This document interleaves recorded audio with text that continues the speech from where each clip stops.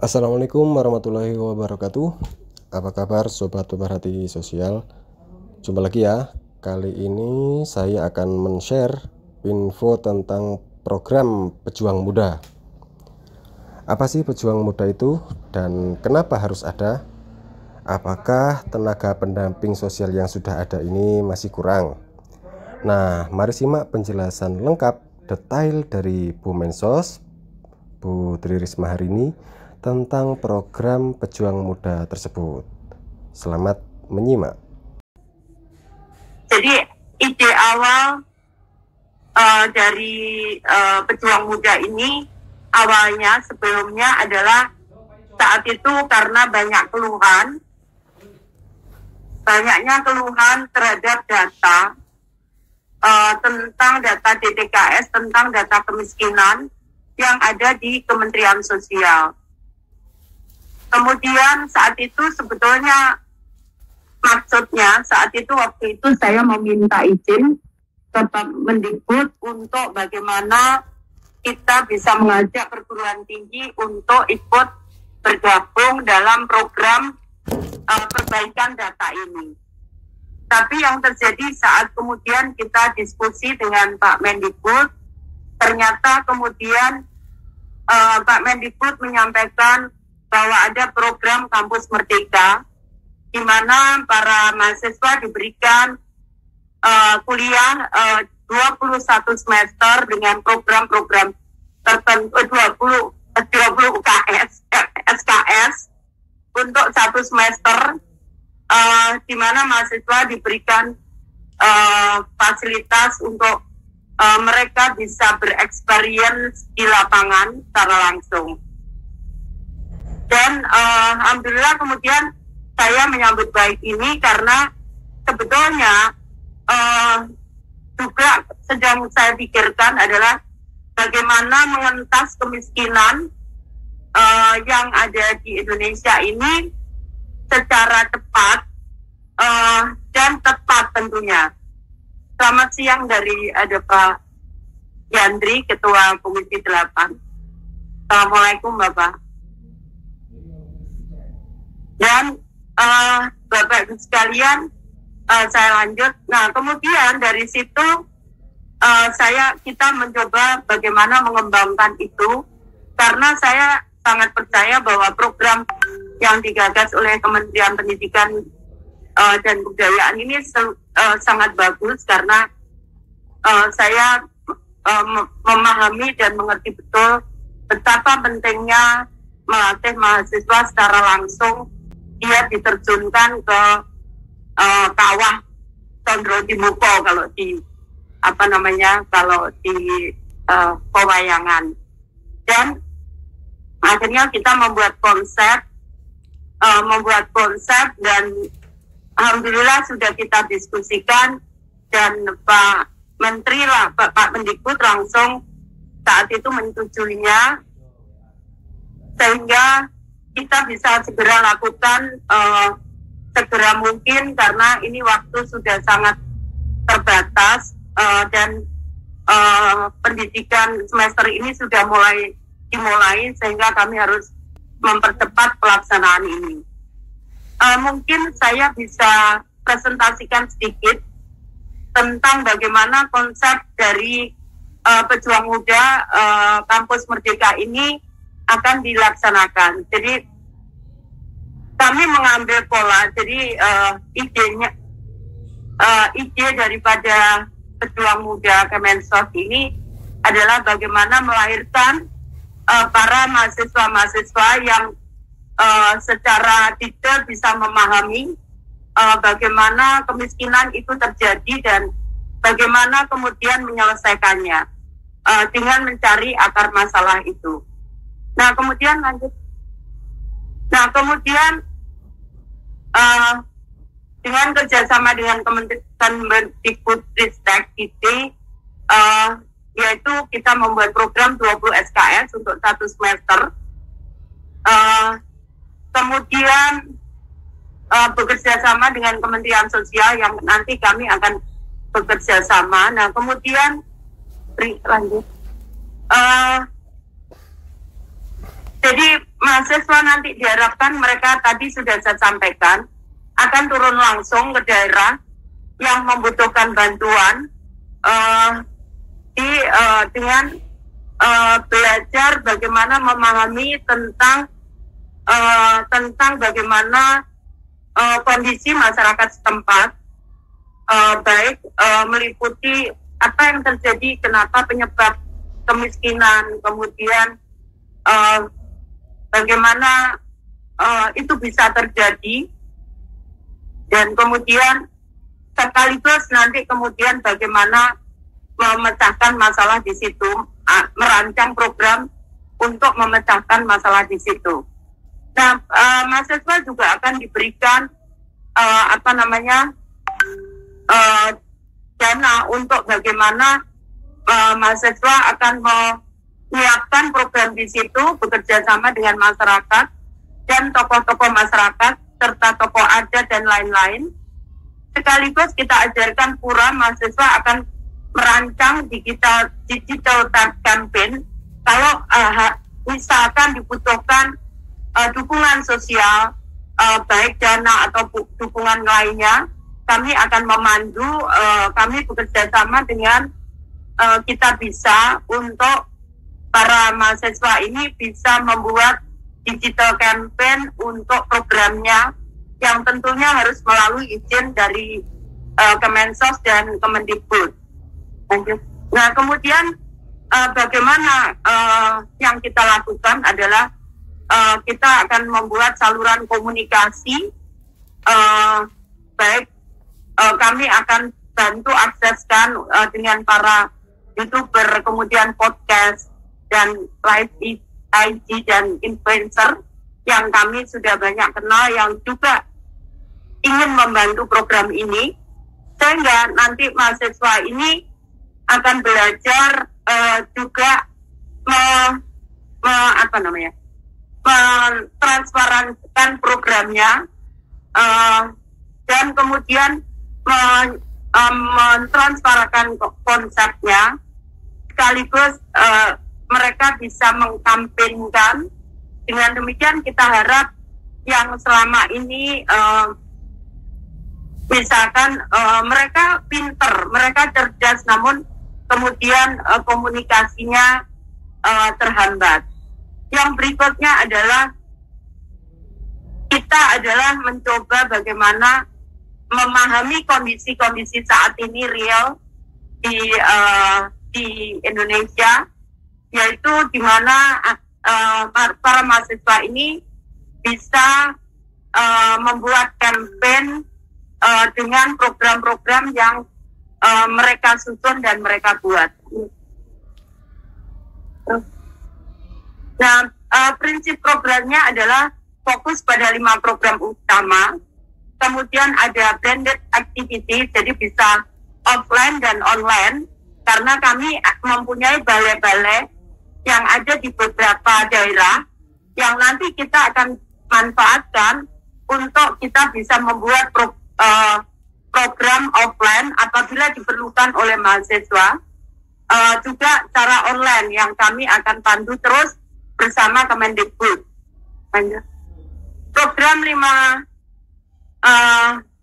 tadi meliputi pertama pemetaan masalah, yang kedua adalah identifikasi dan alternatif solusi, kemudian yang ketiga menyusun formulasi untuk solusinya, kemudian yang berikutnya adalah merencanakan sumber daya dan capaiannya, dan setelah itu kemudian pengerahan peran serta elemen masyarakat.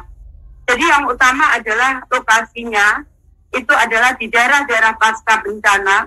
Kita tahu pada saat bencana itu terjadi, maka seluruh resource yang ada di masyarakat habis semuanya. Even itu mungkin bencana yang tidak mengakibatkan bencana, tidak mengakibatkan korban, kematian, misalkan banjir, mereka biasanya langsung semua terkuras, sehingga kita harus tahu bagaimana baik secara kultural penyelesaiannya, baik secara teknis, itu akan bisa diselesaikan oleh masyarakat dan mungkin konsep yang akan dibuat oleh para mahasiswa. Kemudian di kantong-kantong kemiskinan. Jadi di kantong-kantong kemiskinan kami mempunyai beberapa lokasi yang nanti masyarakat bisa, mahasiswa bisa turun. Jadi ada beberapa wilayah yang sudah kita siapkan untuk itu.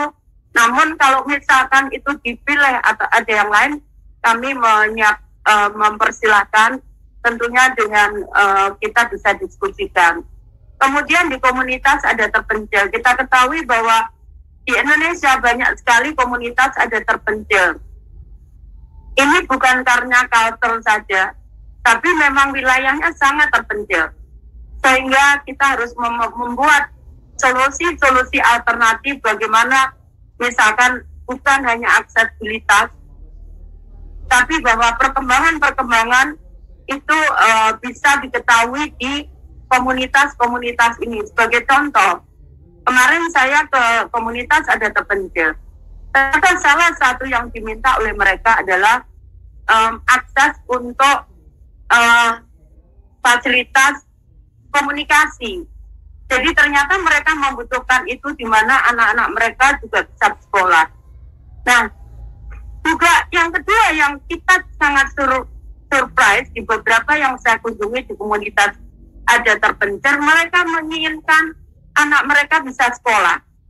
Nah, inilah yang kemudian bagaimana kita bisa menyiapkan suatu sekolah, nanti tantangan dari para mahasiswa ini yang bisa mereka akses meskipun mereka lokasinya jauh di pedalaman atau di dalam hutan. Wilayah berikutnya adalah di seluruh Nusantara tentunya. Lanjut. Nah, programnya kategorinya adalah program yang pertama adalah pengembangan program bantuan sosial. Jadi yang tadi saya sampaikan adalah memverifikasi karena banyak sekali aduan kepada saya, misalkan, Bu, itu yang dibantu hanya saudara-saudaranya, misalkan kepala desa, misalkan, itu disampaikanlah kepada kami. Nah, ini maka mahasiswa akan bisa menganalisa itu apakah data yang kita sampaikan ini sudah tepat atau belum. Kemudian artinya di sini mahasiswa sebagai penjaga quality insurance-nya. Kemudian pemberdayaan fakir miskin dan lansia. Ini yang terus terang tadi saya sampaikan bahwa program pemberdayaan fakir dan lansia, miskin dan lansia ini akan sangat membantu mempercepat pengentasan kemiskinan di Indonesia. Alangkah luar biasanya seandainya kita dengan program-program yang sangat sederhana, maka kemudian kita bisa mengentas seseorang dari kemiskinan, keluar dari garis kemiskinan. Yang berikutnya adalah pola hidup sehat dan kesehatan lingkungan. Jadi ini yang coba kita lakukan sebagai contoh. Saat saya menyampaikan berapa bantuan di daerah sini yang nilainya berapa triliun, begitu. Nah, tapi di lain sisi kemudian ada yang menyampaikan, bagaimana mungkin Bu bisa sejahtera kalau uangnya digunakan untuk membeli rokok. Nah, ini pola-pola hidup sehat dan kesehatan lingkungan ini perlu kita lakukan. Saya juga pernah pergi suatu tempat, Bu, kalau mau ke toilet, saya harus pergi ke hutan dulu. Nah, ini mungkin pembelajaran seperti ini kita bisa dilakukan oleh para mahasiswa. Yang berikutnya adalah fasilitas untuk kepentingan umum. Jadi ini sebagai contoh misalkan, fasilitas umum ini tidak hanya bisa diartikan ruang pertemuan atau balai RW. Di suatu tempat tertentu, misalkan di kampung komunitas ada terpencil, fasilitas umum yang dibangun itu juga bisa digunakan untuk sekolah misalkan, atau perpustakaan, sehingga pada masyarakat di tempat yang memang tidak memungkinkan mereka mengakses pendidikan jauh dan sebagainya, maka kemudian bisa menggunakan fasilitas kepentingan umum ini untuk fasilitas sosial ini untuk pendidikan. Juga mungkin untuk pemberdayaan ekonomi, misalkan bisa digunakan untuk pusat koperasi dan lain-lain. Nah, ini contoh program yang kita lakukan di masyarakat adat di Asmat. Jadi yang pertama kita perbaiki lingkungannya, kemudian sarana kesehatan lingkungan dan kita menyiapkan fasilitas sosial. Yang dibangun itu adalah fasilitas sosial yang kita fasilitasi karena memang ini kita tidak ada pengawasan dan tepatnya jauh sekali, kita belum ke sana. Mereka mendesain sendiri, kemudian mereka membangun sendiri. Nah, kemudian kita berikan fasilitasi akses usaha. Jadi perahu itu salah satu alat untuk mempermudah aksesibilitas mereka. Jadi kita bantu karena letaknya jauh dan mereka membutuhkan waktu berhari-hari kalau menuju satu tempat ke tempat lainnya, sehingga seringkali karena akses terputus sehingga mereka kesulitan untuk menemukan kebutuhan, mengakses kebutuhan pokok. Lanjut. Nah, ini sebagai contoh. Jadi ini blended activity-nya, jadi bisa online dan offline. Jadi yang tadi saya sampaikan, mahasiswa juga bisa menempati balai-balai kami yang ada di beberapa lokasi untuk digunakan tempat pertemuan dan sebagainya. Kemudian secara online pula. Terus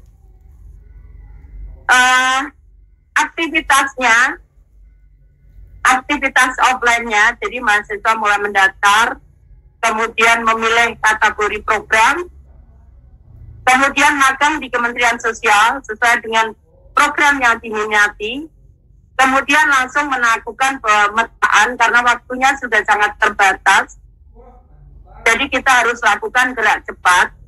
Sementara yang kita siapkan ada 514 kabupaten kota, dan itu masing-masing kabupaten kota 10. Jadi kalau misalkan ada, kebetulan DKI ini ada 5 kota, jadi 5 kota plus 1 kabupaten, jadi ada 60 di DKI. Kemudian ada programnya adalah tahap pertama meliputi pengenalan program, nanti kita akan lakukan. Kemudian yang berikutnya untuk team-based project, jadi ada pemetaan masalah dan sebagainya. Kemudian yang tahap ketiga adalah itu bulan Januari, kurang lebih laporan dan pengukuran dampak yang harus dipresentasikan ke tim mentor. Nah, kemudian rekrutmennya nanti kita akan kita akan paparkan ini, tapi yang jelas minimal semester 5, kemudian IPK minimal 2,75 dan persyaratan lainnya. Lanjut. Nah, kita akan buat program, jadi ini identitas visual pejuang muda. Lanjut. Nah, ini kita akan berikan fasilitas ini. Kemudian untuk sementara nanti mereka akan, saya tidak usah dijelaskan untuk untuk biaya. Yang jelas para mahasiswa akan diberikan dana untuk transportasi dan operasional serta experience kalau ingin membuat proyek dan biaya untuk pertemuan. Kita akan fasilitasi untuk itu. Ini saya pikir yang bisa saya sampaikan. Terima kasih Pak Nadiem yang telah memberikan kesempatan kepada kami dari Kementerian Sosial, dan terima kasih dari Bapak Ibu pimpinan dan Komisi 8 yang telah memberikan fasilitasi kepada Kementerian Sosial untuk menggandeng para penerus bangsa ini memikirkan bagaimana kemiskinan ini bisa terlepas dari bumi Nusantara kita tercinta. Saya pikir demikian. Terima kasih. Mohon maaf kalau ada yang kurang berkenan. Saya akhiri. Wassalamualaikum warahmatullahi wabarakatuh dan selamat